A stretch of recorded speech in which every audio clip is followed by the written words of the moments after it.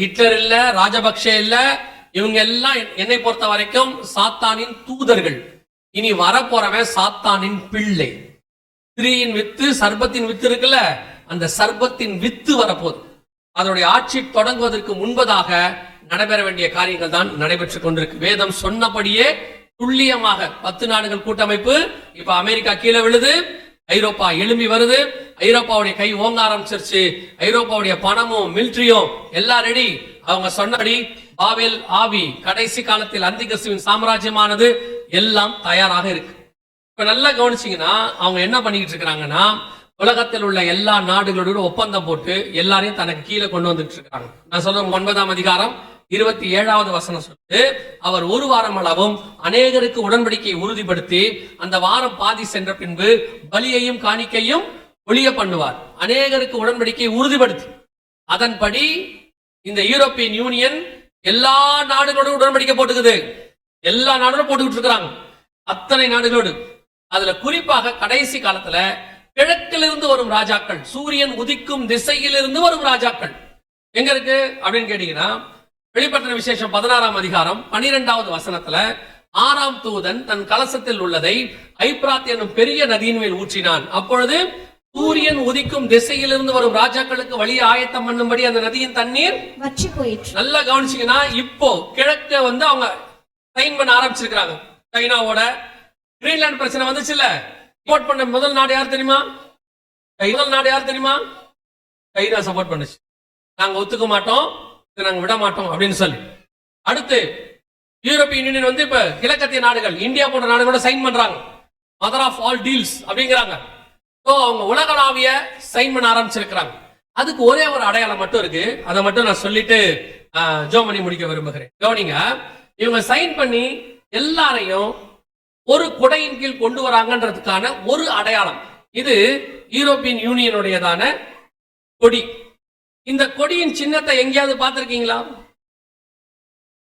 எங்கேயும் பார்த்தது இல்லையா? இங்க பாருங்க, எல்லா நாட்டு வாகனத்திலையும் நீங்க பார்க்க முடியும். அத்தனை நாட்டு வாகனத்திலையும் இருக்கும். 2012 இருந்து அவங்க எல்லாரோடையும் சைன் பண்ணிட்டாங்க.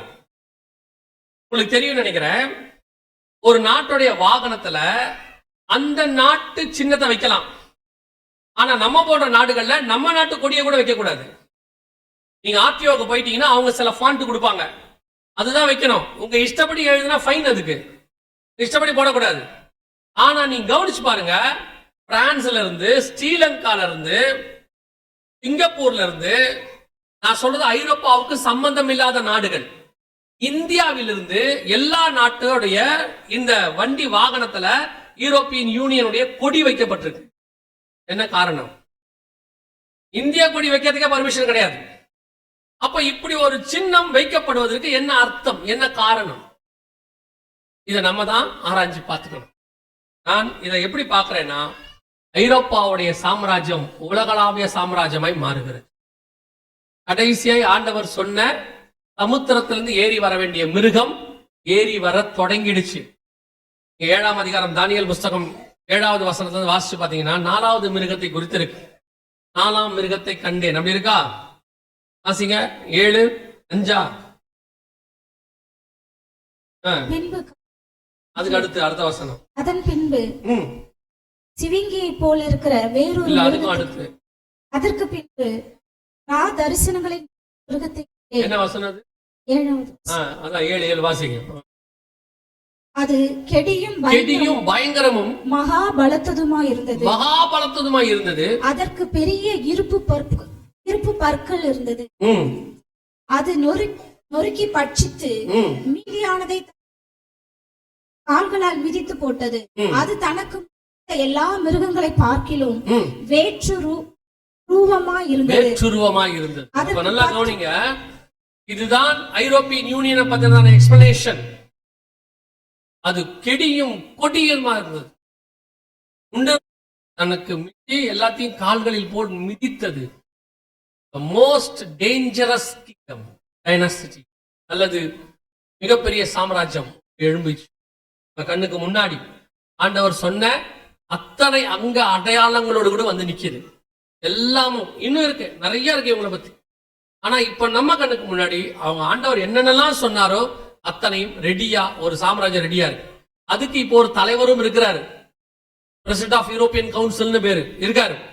அங்கதான் உட்கார்ந்து அந்திகிறிஸ்து வந்து உட்கார போகிறான். இந்த சீட்டும் ரெடி. நீங்க யூரோப்பியன் யூனியன் பார்லிமெண்ட்டுக்கு போனீங்கன்னா இந்த பார்லிமெண்ட்ல பைபிள்ல சொன்ன எத்தனையோ தீர்க்க தரிசனங்கள் நிறைவேறி இருக்குது. விஷயத்தை மாத்திரம் சொல்றேன், நீங்களும் நானும் கடைசி காலத்தின் ஜனங்கள் என்பதில் எந்த சந்தேகமும் இல்லை.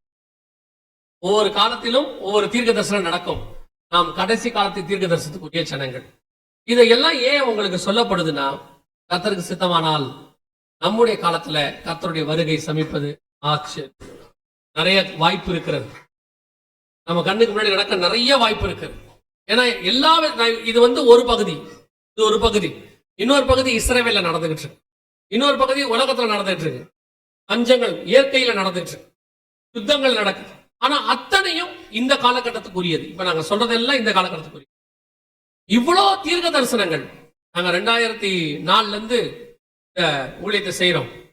2018 வரைக்கும் இருந்ததை பார்க்கிலும் இந்த 8 வருஷம் காரியங்கள் அதிகமாய் நடக்குது, அதிகமான தீர்க்க தரிசனம் நிறைவேறுது. எல்லாம் ஒன்றைத்தான் நமக்கு சொல்லுது, ராஜா வாசல் அருகே வந்திருக்கிறார். இனி நமக்கு இருக்கிற நேரம் அவரை ஆயத்தப்பட்டு சந்திக்கிற நேரம் மட்டும்தான் இருக்கு, வேற டைம் நமக்கு இல்ல. இன்னும் காலம் செல்லும், அதெல்லாம் ஆண்டவர் வரத்துக்கு இன்னும் டைம் ஆகும், கவலைப்படாதீங்க அப்படின்னு ஒரு கூட்டம் சொல்லுதுன்னா அவன் வேதத்துக்கு அகைன்ஸ்டா சொல்றான்னு அர்த்தம்.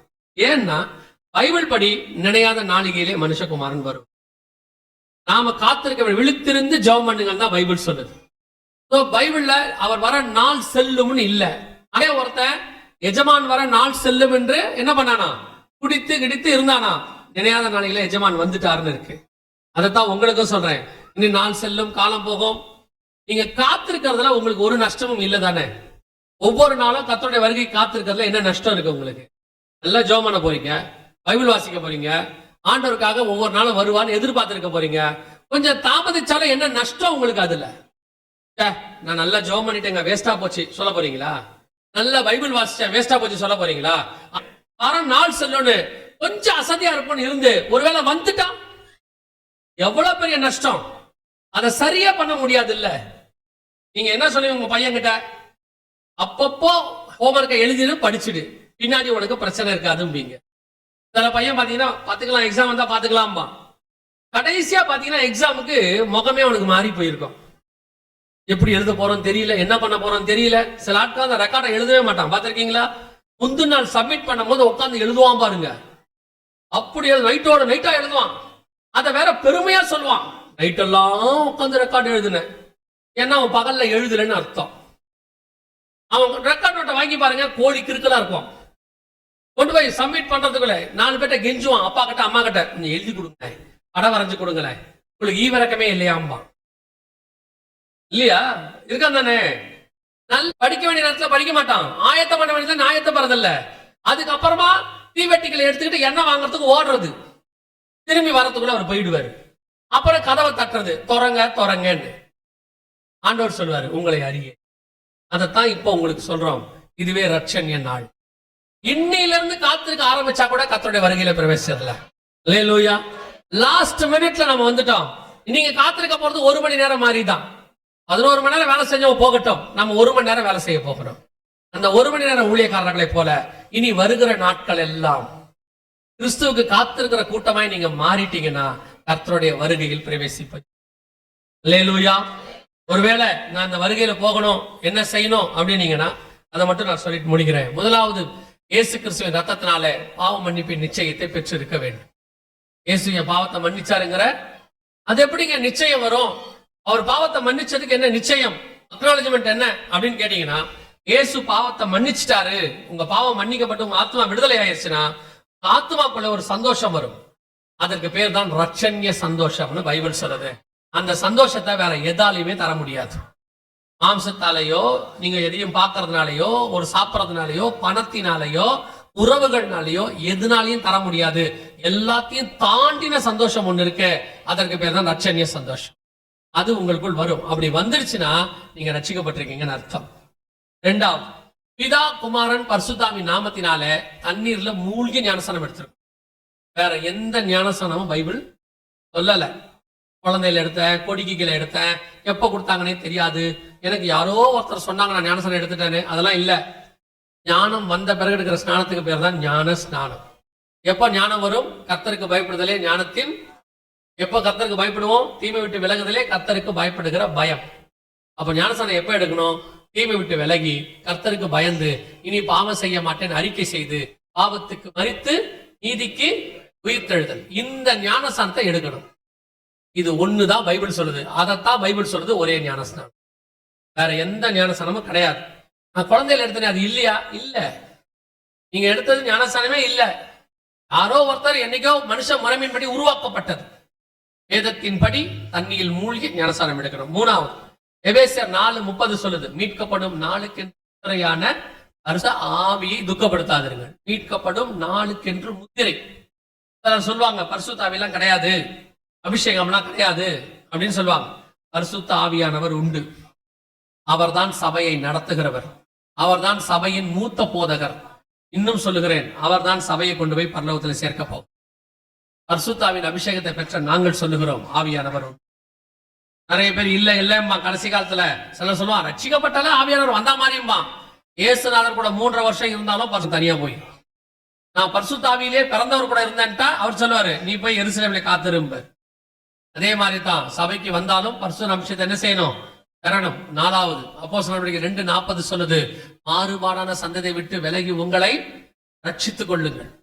உங்களுக்கும் உலகத்துக்கும் என்ன இருக்கணும்? வித்தியாசம், வேறுபாடு இருக்கணும். உலகத்துக்கு ஒத்த வேஷம் தரிக்காதிருங்கள் இருக்கு. நீங்க கடைசி காலத்துல சபை உலகத்துக்கு ஒத்த வேஷத்துக்கு வந்துடுச்சு. உலகம் எது சபை எதுன்னே தெரியல. சினிமா தியேட்டர்ல இருந்து வெளியே வரவங்களும் சபையில இருந்து வெளியே வரவங்களும் ஒரே மாதிரி தான் இருக்காங்க. எந்த மாற்று கருத்துமே இல்ல. நான் சொல்றது ட்ரெஸ்ஸிங்ல எல்லாம் இல்ல, நான் சொல்றது அவங்க நடக்கையில அவங்களுடைய தானே. நான் சொல்றது உடனே நீங்க ஒயிட் அண்ட் ஒயிட் தான் போடணும் அப்படிலாம் நான் சொல்ல வரல. நான் அந்த பிரச்சனைக்கே வரல. உள்ளான மனுஷனுக்குள்ள சொல்றேன்.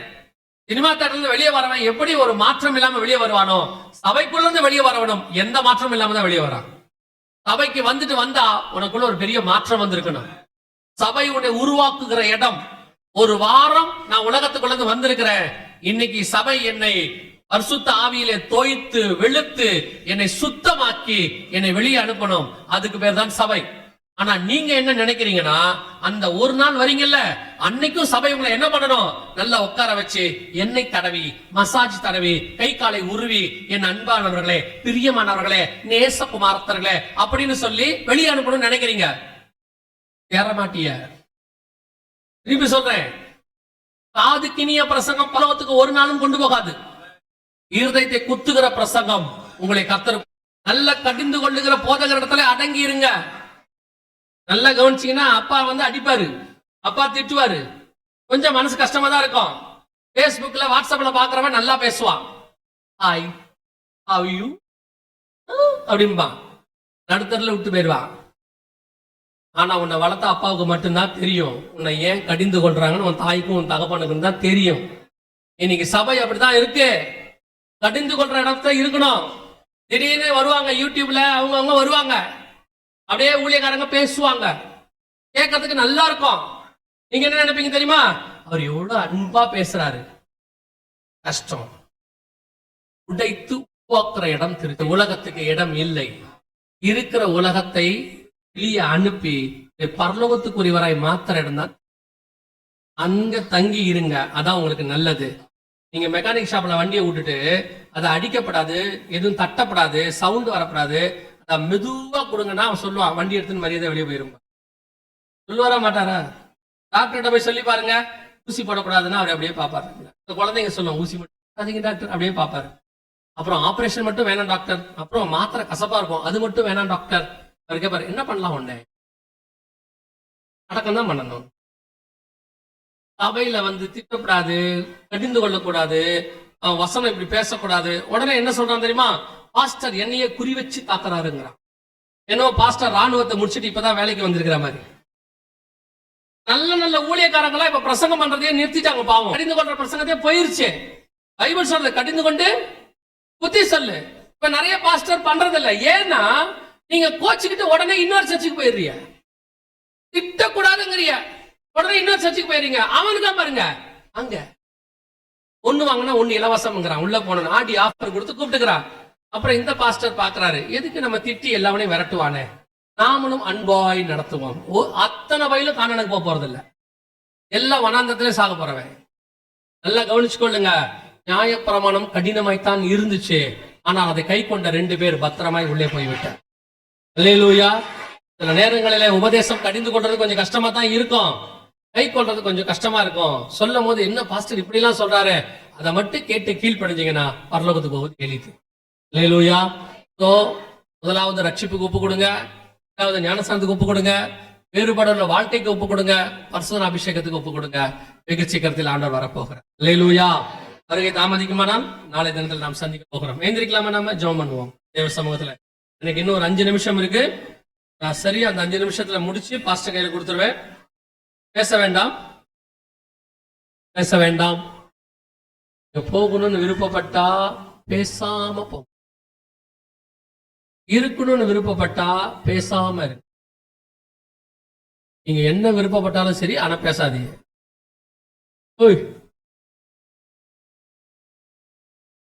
கண்களை மூடுவோமா? சரியா ஒரு 5 நிமிஷம் மட்டும் கண்களை மூடுவோம். நம்முடைய ஆண்டவர் வருகிற காலம் சமயமாயிற்று. அவரோடு கூட நீங்களும் நானும் ஒரு இமை பொழுதுல, ஒரு நிமிஷத்துல நாம் பறந்து போக போகிறோம். அந்த பறந்து போகிற கூட்டத்தில் நீங்கள் இருக்கிறீங்களான்னு பாருங்க. அவ்வளவுதான். வேற யாரும் உங்களை பத்தின தீர்க்க தரிசனம் அவசியமே இல்லை. உங்களுக்கே தெரியும் நீங்க யாருன்னு. மனசாட்சியில சூடுண்டவனுக்கு தான் தீர்க்க தரிசனம் தேவை. பக்தி விருத்திக்கு ஏதுவாதான் தீர்க்க தரிசனம் தேவை. நீங்க பரிசுத்த ஆவியினால் நடத்தப்படுகிறவர்கள், உங்களுக்குள்ள இருக்கிற ஆவியானவரை கண்டித்து உணர்த்துவார். ஆராய்ந்து மட்டும் பாருங்க, ஒப்பு கொடுங்க பாப்பா. ஆவியானவர்கிட்ட உங்களை ஒப்பு கொடுங்க. நான் என்ன செய்யணும் ஆண்டவரே? ஆண்டவர் உங்களுக்கு வருகைக்கு போறதுக்கான என்னென்ன ஆயத்தம் இருக்கோ எல்லாம் சொல்லிக் கொடுப்பார். எல்லா பலவீனங்களும் விடுதலையாக்குவார். நான் கர்த்தருடைய நாமத்தை முன்னிட்டு சொல்றேன், உன் பலவீனங்கள் எதுவாக இருந்தாலும் விடுதலையாக்குறவர் ஒருவர் இருக்கிறார். அவர் விடுதலையின் ஆவியானவர். உன்னை நரகத்துக்கு விடக்கூடாது என்பதற்காக அவர் தன்னால் முயன்ற கடைசி முயற்சி வரைக்கும் செய்வார். அவரை மாறி நம்ம ஆத்மாவையும் நம்மளையும் நேசிக்கிற தேவன் உலகத்துல வேற எங்கேயும் பார்க்க முடியாது.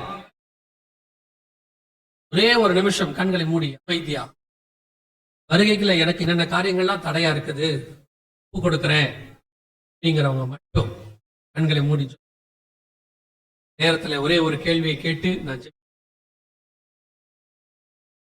இன்னும் தண்ணியில மூழ்கி ஞானஸ்தானம் எடுக்கல, இது வரைக்கும் அதை தள்ளி போட்டுக்கிட்டே வந்துட்டேன், அல்லது குழந்தையில தான் எடுத்தேன், ஞானஸ்தானம் இல்லைன்னு எனக்கு தெரிஞ்சிருச்சு, நான் தண்ணியில மூழ்கி ஞானஸ்தானம் ஒப்பு கொடுக்கிறேன், வருகையில போகணும் அப்படின்ற விரும்புற ஞானஸ்தானத்துக்கு ஒப்பு கொடுக்கும் வலது கரத்தை உயர்த்துங்க. நான் தண்ணியில மூழ்கி ஞானஸ்தானம் எடுக்க ஒப்பு கொடுக்கும் 4-5 பேருடைய கரங்கள் இருக்கிறது. உங்களுக்காக ஜெபம் பண்ணுங்க பார்ப்போம். ஞானஸ்தானத்துக்கு ஒப்பு கொடுக்கறவங்க மட்டும் நல்ல கரங்களை உயர்த்துங்க. நான் உங்களுக்காக ஜெபிக்க போகிறேன். வேறு சபையிலிருந்து ஒருவேளை வந்திருப்பீர்களானால், ஞானஸ்தானம் கொடுக்கிற சபையா இருந்துச்சுன்னா போய் அங்க எடுத்துக்கோங்க. இல்ல எனக்கு ஞானஸ்தானங்கள்லாம் தரமாட்டாங்கன்றவங்க வந்து முடிஞ்சவனு ஊழியக்காரரை பாருங்க. இந்த சபையில இருக்கிறவங்களும் கரங்களை உயர்த்தி இருக்கிறவங்க முடிஞ்சவனு ஊழியக்காரங்களை பாருங்க. வேலை கரங்களை உயர்த்த யோசிச்சுட்டு இருக்கீங்க, வெக்கமா இருக்குதுன்றவங்களும் முடிஞ்ச பிறகு வந்து பாருங்க. நான் இப்ப கரங்களை உயர்த்தி இருக்கிறவங்களுக்காக ஜெபம் பண்ண போகிறேன். கடைசியா வேற யாருக்காவது ஞானஸ்தானத்துக்கு ஒப்பு கொடுக்கணும்னு நினைக்கிறவங்க உங்க வலது கரத்தை உயர்த்துங்க. நான் உங்களுக்காக ஜெபிக்க போகிறேன். மற்றவங்க எல்லாம் கண்களை மூடி உங்கள் ஆத்மாக்களுக்காக ஜெபம் பண்ணுங்க. சபை ஜெபிக்கிற இடம் தான் இது, வேடிக்கை பார்க்கிற இடம் அல்ல, சிரிக்கிற இடம் அல்ல. கடைசி 5 நிமிஷம் இது உங்களுக்கான கர்த்தருக்கான நிமிஷம். ஒரு நேரம் பார்த்தது இன்ஃபர்மேஷன் தான், கமிட்மெண்ட் இதுதான் ரொம்ப இம்பார்ட்டன்ட். எல்லா கண்களை மூடுவோமா? தேவ சமூகத்துல நாம் ஜெபிக்க போகிறோம். தேவன் இன்னைக்கு என்னோடு கூட பேசி இருக்கிறார், என்னை ஆயத்தப்படுத்தி இருக்கிறார். நானும் என் குடும்பமும் வருகையில போக வேண்டும், கைவிடப்பட்ட கூட்டத்தில் இருக்கக்கூடாது. இந்த சந்தர்ப்பத்தை நாங்கள் பயன்படுத்தணும். இனி ஒவ்வொரு நாளும் கர்த்தருக்கென்று காத்திருக்க போகிறோம், ஜெபத்துல வேத வாசிப்புல விழித்திருக்க போகிறோம் அப்படின்னு சொல்றவங்க எல்லாம் கரங்களை ஆண்டவருக்கு நேராக உயர்த்தி ஜெபம் பண்ணுவோமா? நல்ல தகப்பனே, சர்வ வல்லமை உள்ள எங்கள் ஆண்டவரே, இந்த முதலாம் நாளுக்காக உமக்கு நன்றி. ஞானஸ்தானத்துக்கு ஒப்பு கொடுத்த பிள்ளைகளுக்காய் ஸ்தோத்திரம். சீக்கிரத்தில் ஞானஸ்தானம் எடுக்க கத்தர் கிருபை பாராட்டுங்க ஆண்டவரே. இந்த ஒப்பு கொடுத்தலை கத்தர் கனப்படுத்துவீராக. எல்லா நீதிக்கும் கீழ்பட்டு இருக்கிறாங்கப்பா. கத்தர்களை ஆசீர்வதியும். இனி முதல் கொண்டு சீஷர்களாய் நிற்க கத்தர் கிருபை பாராட்டுவீராக. ஆண்டவரே, கரங்களை உயர்த்தி ஜெபிக்கிற ஒவ்வொருத்தருக்காய் நாங்கள் ஜெபிக்கிறோம். நீர் வரும்பொழுது நம்மை சந்திக்கிற கூட்டத்திலே காணப்படட்டும். அவர்களுக்கு விரோதமாய் உருவாக்கப்படுகிற ஆயுதங்கள் வாய்க்காதே போகட்டும். உலகம் என் பின்னே, சிலுவை என் முன்னே என்று ஒவ்வொரு நாளும் காத்திருக்கிறவர்களாய் மாறட்டும். ஆண்டவர் தேவனாகிய கர்த்தர் உதவி செய்வீராக. பரம கானானை நாங்கள் அடைய எங்களுக்கு கிருபைதார். வழி நடத்துங்கப்பா. நீர் மாத்திரம் மகிமைப்படு. எங்கள் ஆண்டவர் இயேசு கிறிஸ்துவின் நாமத்தில் ஒப்பு கொடுத்து ஜெபிக்கிறோம் ஜீவனுள்ள நல்ல பிதாவே.